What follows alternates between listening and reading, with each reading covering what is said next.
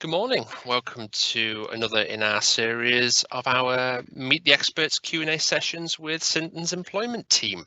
My name is David Pritchard and I'm the Head of Marketing here at Sintons.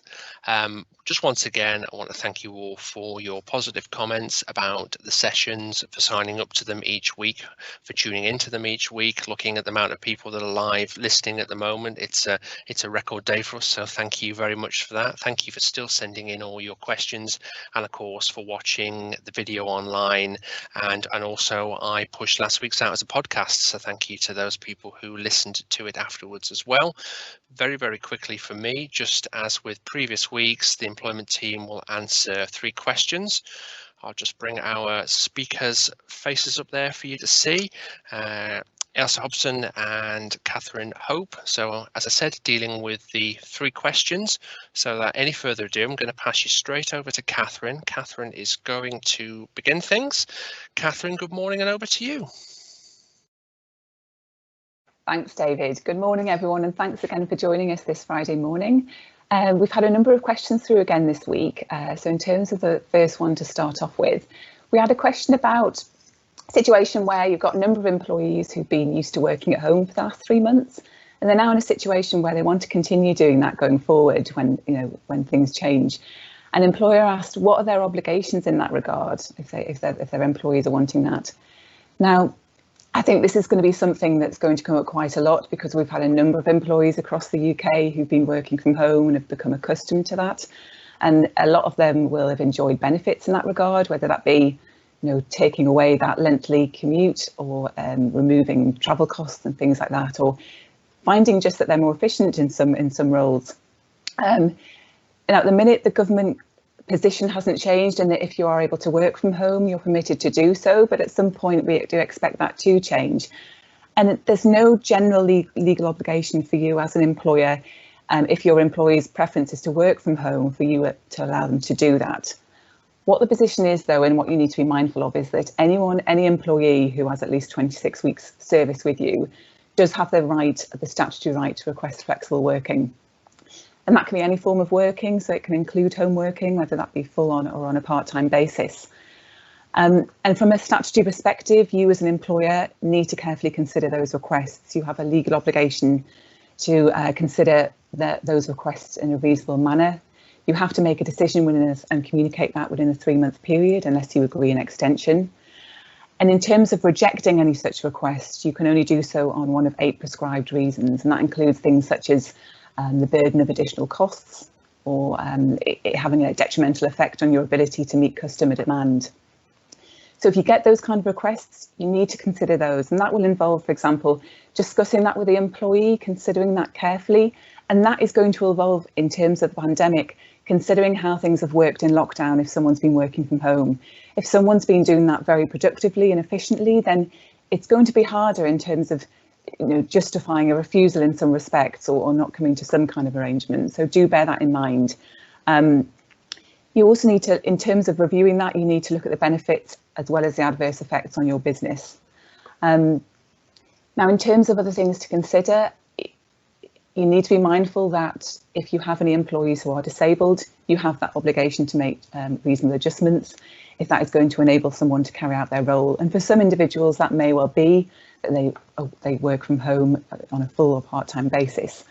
Also, do bear in mind that if you have women making requests for a childcare reason, there is the risk of potential indirect sex discrimination if there is a blanket refusal of that, simply because women are still taking the burden of childcare responsibility. Do bear that in mind. And also, you will need to consider, and obviously things will continue to change, that there may well be continued guidance from the government's perspective in terms of particular categories of employees who are vulnerable or extremely vulnerable in terms of them working from home going forward. So that's another consideration they need to take into account. Just in terms of discrimination, if you fail to follow the statutory procedure, an employee can claim compensation for up to 8 weeks' pay, but from a discrimination perspective, compensation is uncapped. So that's something to be mindful of. That's just something to be aware of in terms of people wanting to work from home. You can have in place, and many employers do have procedures in place for those requests to be made and considered on an informal basis, and a lot of the time that will work out. So that's just a general overview of things to consider. I'll pass you over to Ailsa for any further considerations. Thanks, Catherine, and good morning, everyone. I don't really have anything to add to that. I suppose it's always useful to bear in mind the practices that you've put in place over the past 3 months when you've had people working from home, how you've gone about monitoring what they've been doing, how can you make sure they're being productive. I know a lot of questionnaires have been sent out, so I think there's lots of ways and means to gather that information to make sure that you either have a basis on which to refuse or to put a policy in place to allow that home working. But yeah, other than that, I have nothing further to add. So I'll jump on to the next question, which was to do with holiday. I know holiday accrual has been a bit of an issue for all staff and employers in terms of can we take it, can't we take it, what are we going to do on return? So this next question deals with how to manage a request to take leave on a return from furlough, but I've also dragged in kind of ways and means that you can actually better utilise holiday for those staff that you have on furlough or for those that are working. And so I've touched upon some of the earlier decisions that have been made and options, I suppose, available to you at the moment. We've dealt with some of these in our earlier Q&As. So we know that holiday continues to accrue during furlough, either at the rate under the contract or at an agreed rate under the furlough agreement. So some employers limited holiday accrual to statutory leave where there was an enhanced contractual entitlement under the normal employment contract. That was quite a lot of, we inserted that into quite a lot of our furlough leave agreements just to limit the accrual, but also to prevent it being an issue when people actually return from furlough at the end. So what we've also touched upon is that taking holiday during furlough does not break furlough leave or prevent the employer from claiming the 80% or what will be the reduced rate of salary under the coronavirus job retention scheme for the days of holiday taken. That's obviously, of course, with the top-up payment for those holidays at 100% of normal contractual salary. So this then reinforced the statutory right for employers to give notice for employees to take statutory holiday on certain days, provided that notice is at least twice the length of the period of leave that the employer is asking the employee to take. So 2 weeks notice for 1 week period of leave. This then gave employers the option firstly to limit accrual under the furlough agreement where there was an enhanced entitlement, prevent holiday from accruing and being taken immediately upon return, and also giving employees that top-up payment on days allocated of leave, which I think was a nice added perk sometimes. This wasn't necessarily an option for all employers. Some didn't want to impose holiday on their staff, especially in the early parts of furlough, and I think it wasn't very clear at the very beginning whether you could in fact do that. It now is. And some tried to instead encourage their staff to take leave or put a ban on cancelling leave, things like that. That became very difficult for those employers who maintained the 100% salary contribution during furlough, because naturally employees aren't going to be incentivised to utilise their holiday if they're already receiving full pay, when you can use that incentivisation where the 80% with the cap was applicable. So that's been a tough step, I think, for a lot of employers. So enforcing it has or potentially is the only way to actually get some of that holiday accrual used up before they come back to work. So what this means is that a lot of employers are actually going to come back to work or invite their employees back to work, however they do it, flexibly or otherwise, with a significant holiday accrual. And I'm sure for a lot of people whose holiday year is ending in December, that's pretty close. It might actually mean, how are we going to get all of this holiday out of the way, and is it practical for them to take it, and what are your options, I suppose. So subject to either your contractual terms relating to holiday or your holiday policy, employees generally are required to make requests for leave, and where the business demand dictates, those requests can be refused. So if you've got too much work for them to be doing, or there's too many people on holiday, you can actually refuse those requests, which you would do in the normal course of day-to-day employee management. And it's also possible for statutory holiday, so the 4 weeks under the Working Time Directive, to be carried over into the next holiday year if it's not reasonably practicable for annual leave to be taken in the year in which it's accrued. That rule's now actually been extended for a further year, so can be carried over for over 2 holiday years where that leave cannot reasonably be taken as a result of COVID-19. Any carryover in respect of any other holiday, if permitted under your contracts, generally dictated there, so it's worth double checking your terms of your contract to see what you've said about carryover of holiday. If your contract says we will not permit carryover of holiday, then you potentially have that contractual right to not allow it to carry over, excluding that 4 weeks, but double check your terms and see what it says. So the government has released guidance to and set out what should be considered when deciding if it is reasonably practicable to take leave in the relevant leave year in which it's accrued. So the guidance applies to staff that have both been furloughed and also those who've worked throughout. So they have suggested, as a question, think about whether the business has faced significant increase in demand due to COVID-19 that would reasonably require the worker to continue to be at work and cannot be met through alternative or other practical measures. So if you're expecting a bit of a boom when you come back to work and you need all hands on deck, or if the people that have continued to work, you really need them there because you can't afford to bring people back from furlough. So it's about looking at what your demand is, what you can, I suppose, replace that demand with in terms of the workforce. Nobody wants to incur any additional fees considering temporary workers, but do you have the option of 0-hour staff to bring back? There's less of an impact there. So it's just considering your options in terms of what the demand is. The next step was the extent to which the business workforce is disrupted by COVID-19 and the practical options available to the businesses to provide temporary cover of essential activities. So consider what steps you've had to take to get things back on track. Is everything needed? Is there good times you could actually be taking holidays? Is there any cover elsewhere? Again, looking at the ways in which you worked prior to lockdown. The health of the worker, so how soon they need to take a period of rest and relaxation.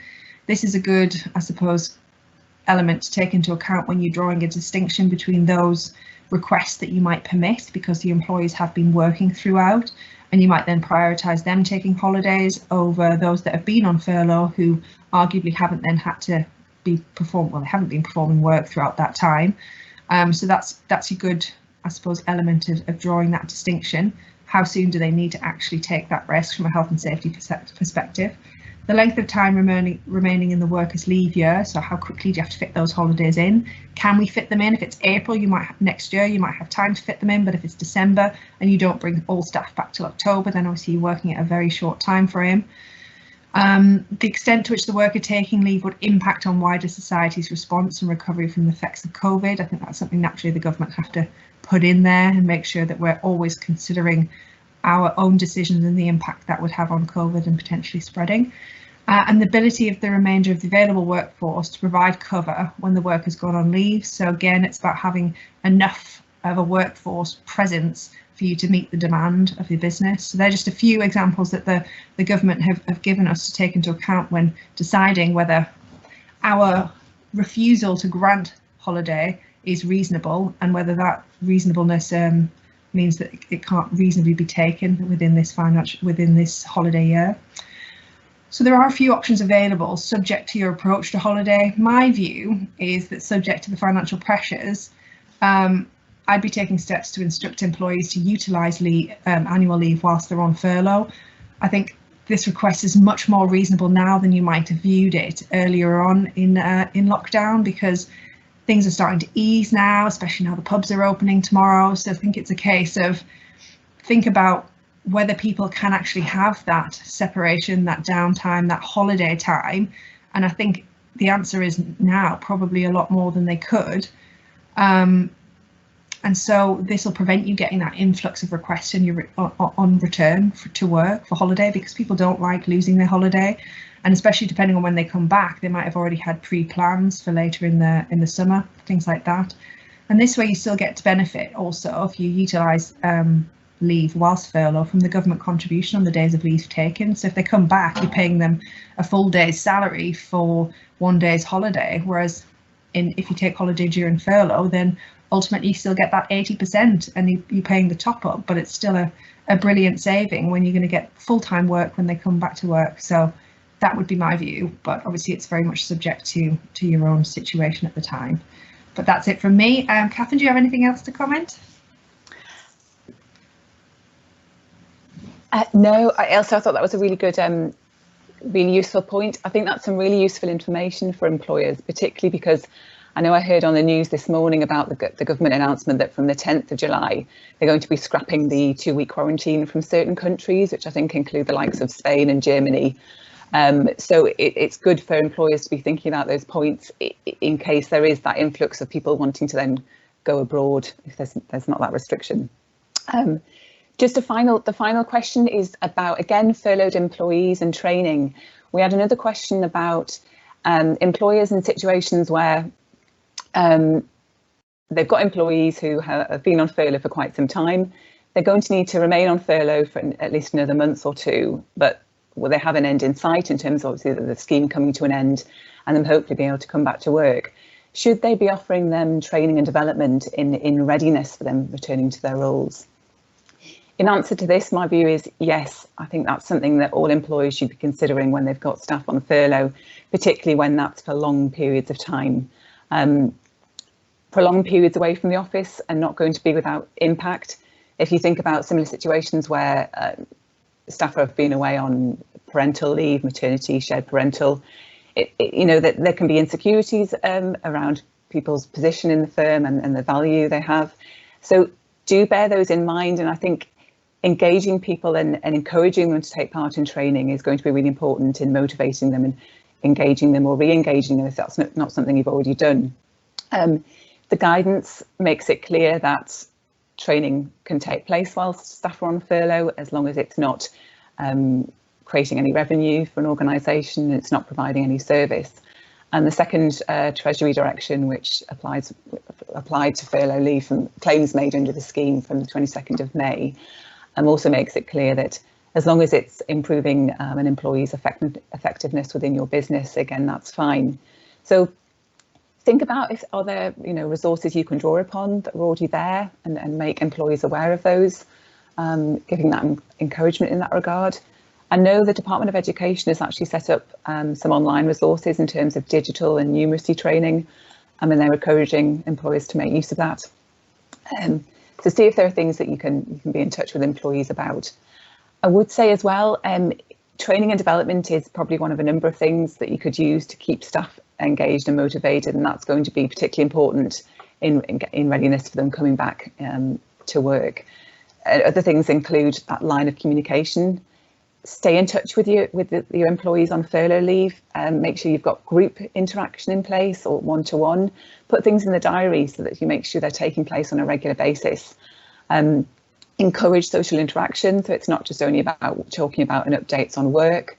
That communication can really help with team bonding and giving that sense of belonging within an organisation. Don't just, simply because someone's on furlough leave, don't just leave them be, because it's really important they still feel connected with your organisation. Also, mental health, particularly at the moment, the impact of lockdown and the effect that's having on people.